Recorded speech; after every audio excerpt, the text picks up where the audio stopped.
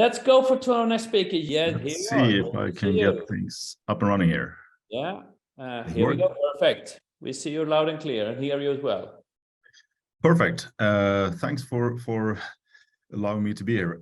My name is Lundström, and I've been a software entrepreneur for a while. And currently, I'm running Arctic Business Incubator, which is a startup incubator in northern Sweden. But I also operate ESA Big Sweden. And I'll be present a little bit about the space startup landscape in Sweden, and also some ideas if some of you have an idea and wish to work with us or are interested in getting to work with ESA in some way.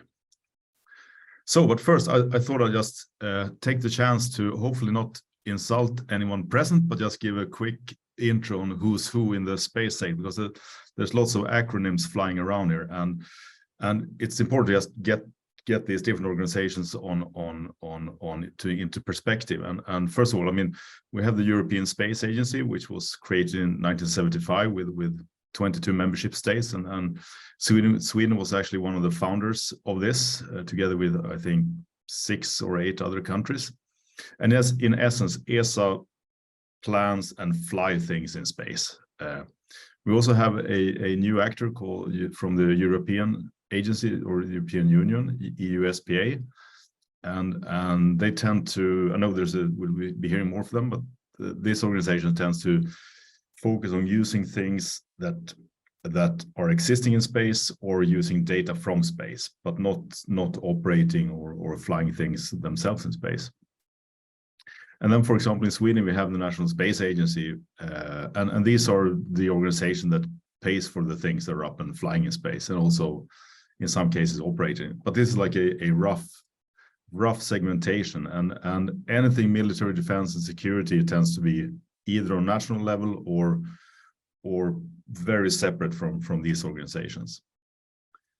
And I think Ted gave a good intro on what's happening in the space sector and the new space sector, and especially in Europe, given all the recent development, starting with everything from Trump in the US to what's happening now. The focus on independent, everything from independent talent, production, operation, usage of space data, everything, all those factors are coming into play, to just meaning that Europe's focus on space is increasing.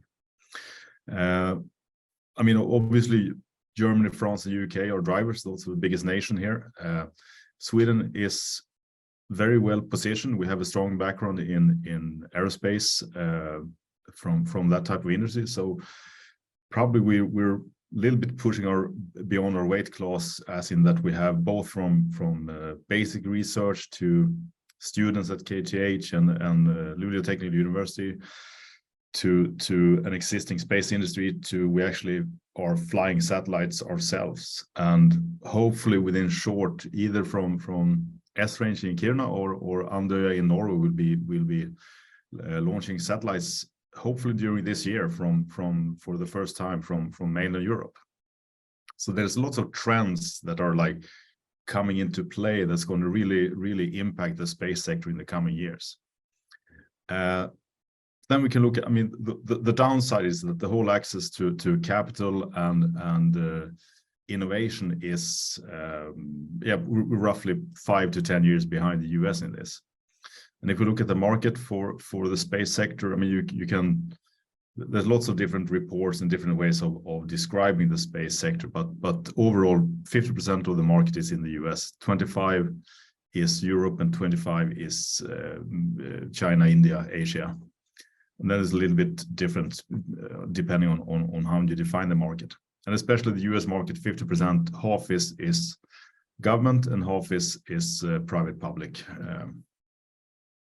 But overall, ESA takes quite a large role in I would say, historically, ESA has been sort of sending things up into space and producing images or operating things up there. And now there's a strong focus from the European Space Agency to sort of contribute and bring this value back to companies and startups inside of Europe.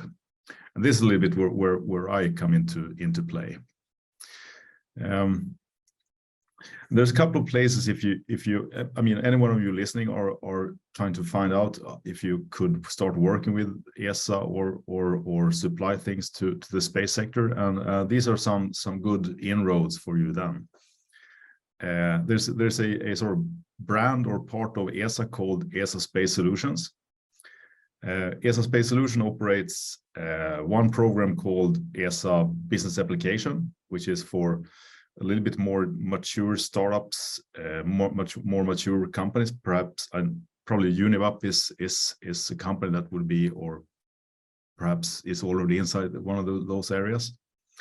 ESA Space Solution also operates the ESA business incubators, which I'll mention a little bit more about within short. And they also operate the ESA technology brokers, which are more working between larger companies and tech transfer offices at universities, or combining those.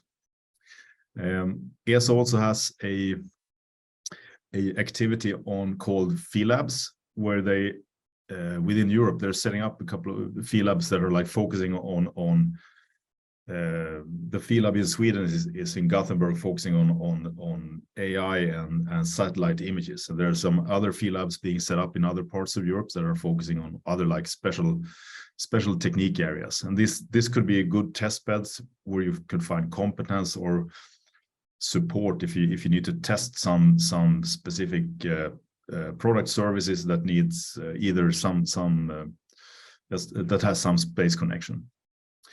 I would also encourage you all to contact the Swedish National Space Agency. They're extremely supportive, and they can really help you, either support you or provide you with small funding for testing things, or provide you with good contacts or inroads to ESA. And then ESA is an intergovernment organization, so everything they buy is under public procurement. And you can get started there, and their website, where all their things are listed, is ESA Star. The requirements are quite high. Probably Unibap can comment on that, but it takes a while to be sort of qualified and beginning into it. But there are procurements out there you can look. It might be just a good way to get a flavor of what things they're buying. So these are just a couple of links that you can find out and learn more if you're interested in. Then from my side, I operate ESA, the ESA Big Sweden, which is the ESA Business Incubator Center, and I'm happy that we've had Rebase. That was one of our companies we worked with. Unibap was actually the first company that we worked with in ESA Big Sweden, and we started in 2015. So this is like a program, if you have a space-related idea that wants to take from like idea to MVP, just as a prototype, or MVP as a proof of concept part. So it's very well suited for early stage ideas.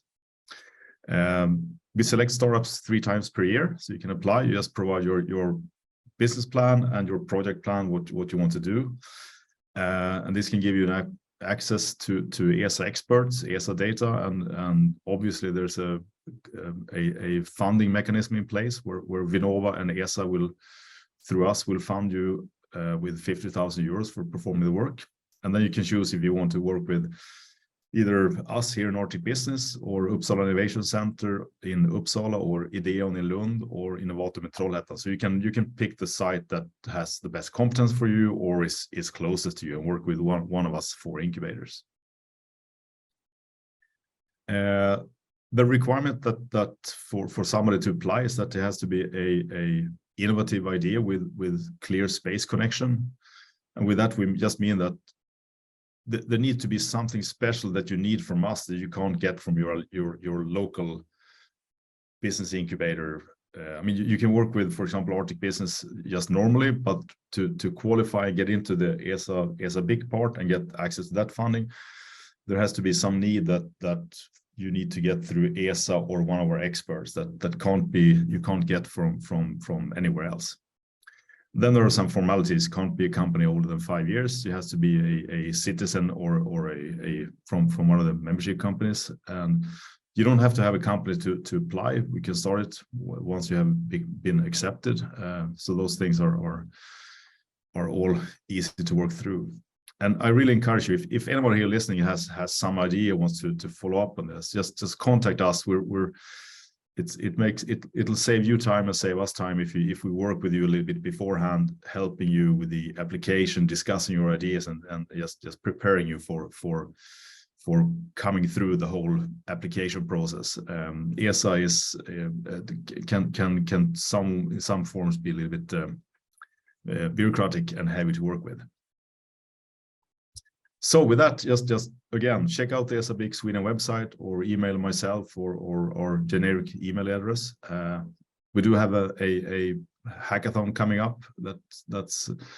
We're actually one of the 10 sites in Europe where you can innovate regarding space for defense and security. So you can participate live on site here in Luleå or remotely from anywhere in Sweden or some other of the 10 sites in Europe. So check that out or give me a call or email me. Thank you. Great. Thank you so much, Jens. Perfect. It's just unbelievable, everything you learned today. So there's this fantastic opportunity with space, and then we have all those incredible programs to support people already now. So everything is already done. Thank you so much.